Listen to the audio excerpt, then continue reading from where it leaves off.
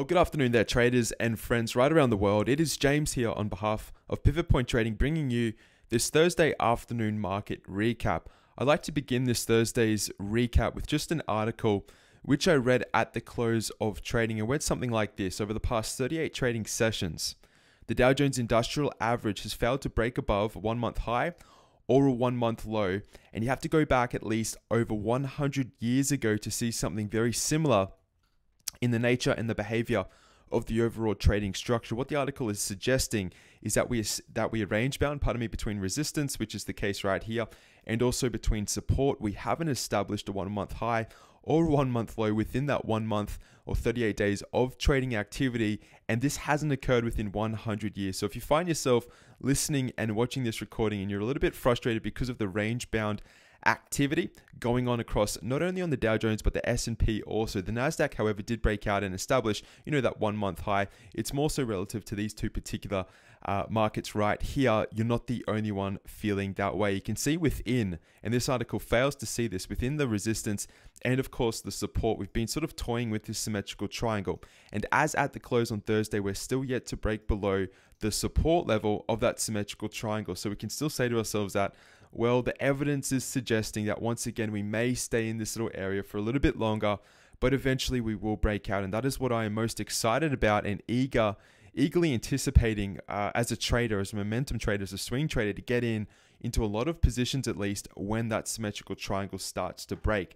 Now, without going into the market analysis, we have had some incredible trades over the past week. Even this week in particular, we've had a lot of trades hitting our targets. I'd just like to go through and just reference some of those particular trades. We had a GoPro hitting our target yesterday during Wednesday's trading session, $47.38. Our original entry was down here at $50.67. That was a really nice little trade there on GoPro, which ended up hitting our target. We've also got a lot of other stocks which triggered as at yesterday. Let me just go down the list. So what I might do is actually start down the bottom and work my way up on this Thursday afternoon. Tesla today had a very big outside day type of candlestick. This is after earnings. Tesla is something which I've been more optimistic about in regards to other types of stock or other trade setups. So keep an eye on Tesla. I'm not going to give you a trade setup in this particular class or in this particular Thursday afternoon market recap, but that is a very nice bullish setup. Work with it as you want. Email me if you have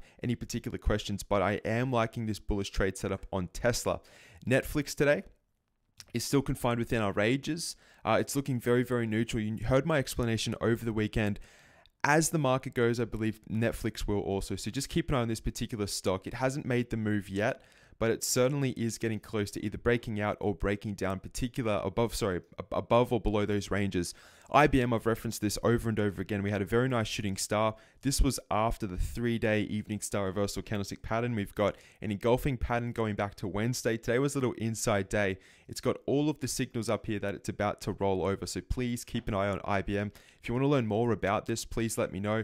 But even the volume on the breakout, it's been declining. You can see this over the past, 10 trading sessions or so on IBM. Goldman Sachs is still hanging out in between, this most recent swing high and this very touchy sort of support area. We've had multiple triggers down here. Goldman Sachs still hasn't broken one direction or another.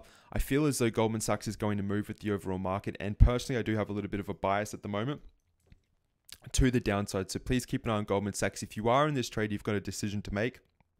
Either place your stop about 198.92, or you can place it above $200 a share, which is above this wick back here on Tuesday the 5th. So please pay attention to that. GoPro has hit our target, a very nice trade right there. So has Google. Yesterday was a very nice trade on Google. We hit our ultimate target down here, $540. This was a really nice trade from about $557, $556. So it was about, $15 or $16 of intrinsic value if in fact you didn't get out on Monday's candle right here. Either or, it was a very, very nice trade. As at the moment, I just sit clear of Google for a couple of trading sessions. Facebook was another trade I referenced, I think, earlier in the week where it hit our target. That's a nice little trade right there. CVX is a trade which we got into technically. It was on Monday, I believe, and right now we're below this, 107.57. We had an entry, as you can see, 108.02.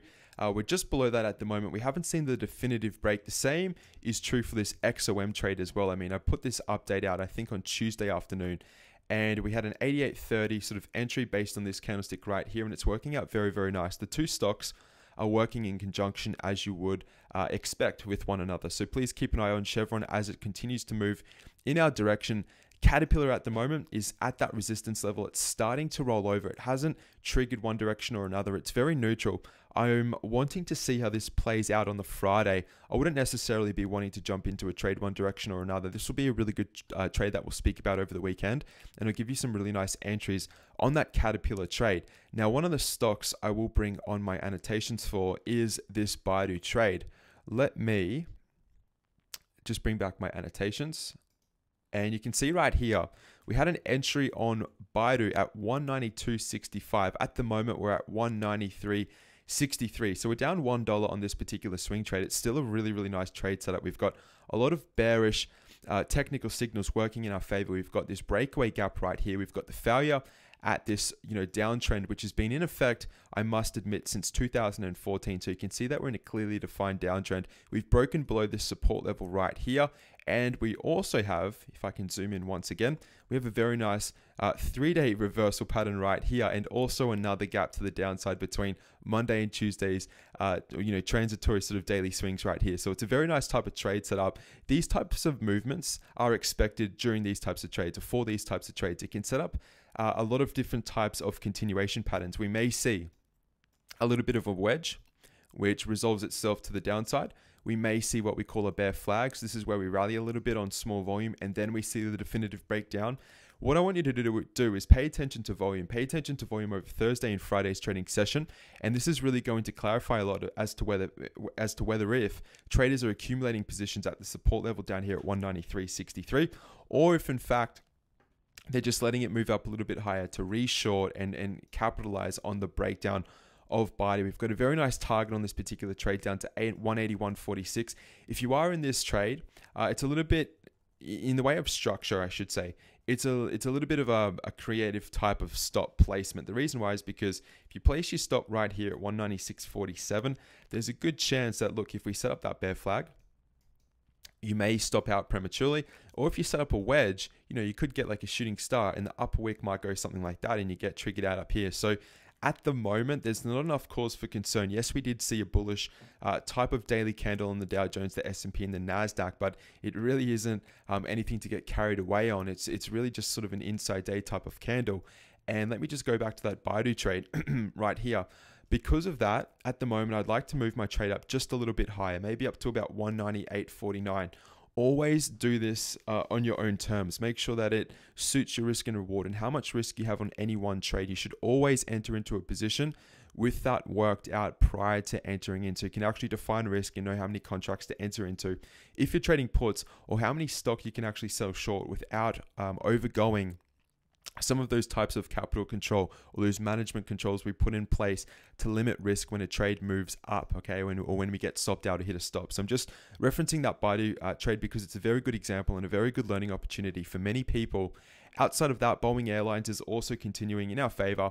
First entry was 145.26. Second entry was 141.90. Here we are at 141.50 or 141.49. Little inside day. This is suggesting a little bit of a slowdown. I'm still excited about this. If the market does roll over, this will just fall very, very quickly. 136.50 is the target. It's still a long way away. We are getting very close, and we are sort of toying with that 100 simple moving average. So keep an eye on that. A little bit of volume today, just probably average volume. So just pay attention to that. Outside of that, Amazon should be out of this right now for a nice little profit once we entered in at about 436. Right now it's at 426, so it's about $10 up at the moment. You should be out of this. I mean, either you got out of this on Monday, you got out of it on Tuesday, you could have exited it intraday on Wednesday, but definitely today you've got that white candle suggesting that, look, this could be the little pullback. It's done, it's run its course, and you should be happy for the profit which you have made on Amazon. It'd be different for everyone, whether you got out end of day or at a target or just intraday when it felt right. That's your decision, but a very nice little trade right there. And the final stock right now is Apple. Apple's sort of toying with lower levels at the moment. Now, Apple technically hasn't triggered. I received a call from a student in Australia actually. He said, look, my Apple trade didn't trigger. I think this is a data error on Trade Navigator, which still hasn't been fixed. Let me just bring up this phone and that's not going to work. I've tried to actually fix this on Trade Navigator, but it hasn't got rid of this lower wick. So I'm under the assumption, personally I didn't get into this, but we didn't break below any of these triggers yet, which is good because you can see that indecision, that spinning top coming in today. Still excited about the Apple trade, just act as though that this wick isn't here, because I think it's misleading, and it's misleading a lot of people who use this Trade Navigator software. So I can't really update you on this Apple trade in particular. Again, just to surmise that article coming out today saying that, look, over the past 38 trading sessions, this is the longest period in over 100 years where the market has remained range bound, and it hasn't set up either a higher high or a higher low. It's really explaining this tight, congested, ugly type of range bound market, which we still find ourselves in. And whenever we appear to be really on the precipice of breaking down, miraculously we still hold, and then we just continue the sideways market move. Either we're going to look back at this and say this was a really big distribution which took place, or it could be, again, just another accumulation level on the way of this bigger uptrend, which is still playing out. And again, the trend is still in effect because it hasn't given us those definitive signals that it has reversed yet. So please remain as neutral as possible. Cherry pick your trade setups. We've done exceptionally well. The only losing stock this week, and sometimes I dwell or overanalyze the losers because that's just part of me. I'm a competitor and I like to win as much as possible. We've had, winning trade after winning trade. It would be at this particular moment in time, it would have to be the Baidu and the Goldman Sachs trade. Outside of that, they've all been very, very nice. So just pay attention to that. And when I mean losing trade, I mean we're down $1 on $190 stock from our entry. So I'm not concerned whatsoever on Baidu. And to once again go over Goldman Sachs, there are still a lot of candles suggesting that this is still going to roll over to the downside. And when I talk about a loss on this, I mean, I think we got in at 195 and we're here at 197. So the total value of this is $3. And when you look at, for instance, the Amazon profit being 10, you've already made $7 of profit, not factoring in Google, which was, I think, $15 if you took it down to yesterday's candle. Even if you got stopped out for a profit again on Monday, that was another, $6 or $7. And on top of that, we've got a lot of good trades in between. So just pay attention to that. Outside of that, for this Thursday, I'll leave it at that. Have a great evening. I'm not sure if you'll see me tomorrow, but I will speak to you over the weekend in that Pro Analysis workshop. It is a recording, so you can watch that anytime which you please over the weekend and throughout the week if you want to go back and recap some of those individual trade setups. Outside of that, this has been a little bit of a prolonged Thursday afternoon market recap. Have a great evening, everyone. I'll see you over the weekend in that Pro Analysis workshop. All the best. Goodbye.